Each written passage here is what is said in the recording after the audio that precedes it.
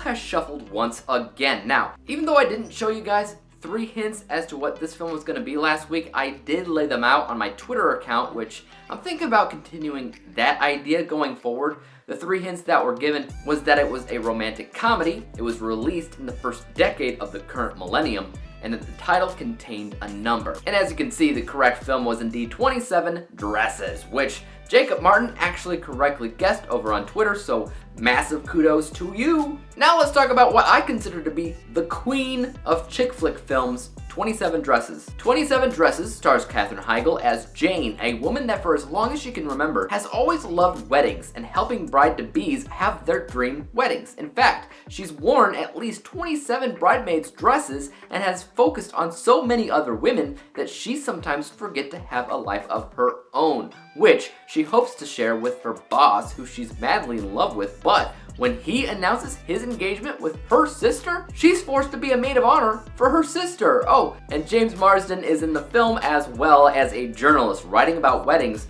who gets on her every nerve. Before I go on with my review, I wanted to remind you guys to keep an eye out on my Twitter account, which is at IAMDWG, because around Wednesday or so, I will be posting 3 more hints for the next Cinematic Shuffle review for y'all to try to guess. Now on to my review of 27 Dresses. So, this is obviously a chick flick, and one that I more or less consider to be the queen of all chick flick films, like I've said before.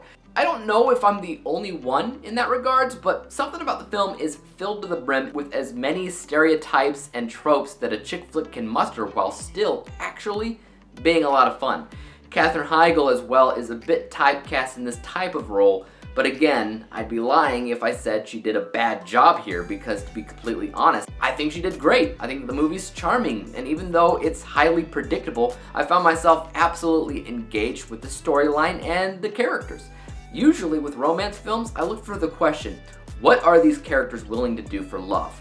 Oftentimes, that's the one thing that makes that movie stand out among others. This film doesn't really have that, but it does have the gimmick of 27 dresses, and that more or less helps it stand out anyway. Thankfully, I actually find that the cast seems to really have a lot of great chemistry together. Like, whether or not the movie turned out well was a moot point when they were making the movie, because they all seem to be chumming it up and having a good time anyway. Katherine Heigl, James Marsden particularly, they just kill it in that department. They look to be having so much fun on screen that I wouldn't doubt that now, 15 years later in 2023, can't believe it's 2023, that they'd actually still be hanging out together.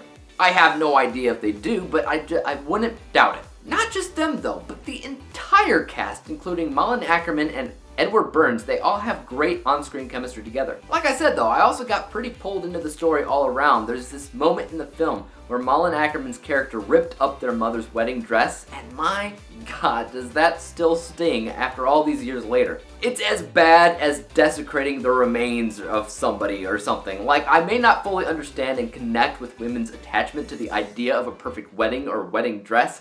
I can at least understand butchering something sacred like the memory of a loved one who had died years before.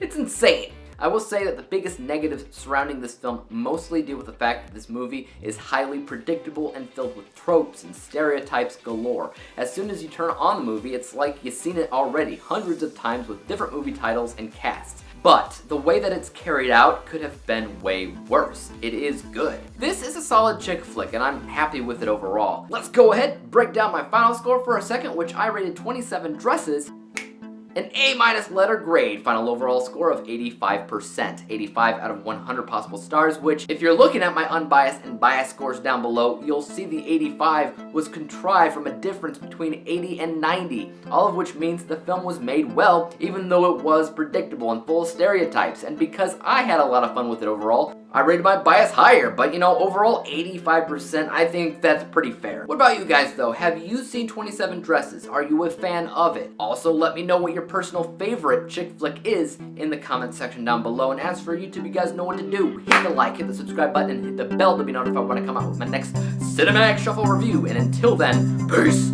out.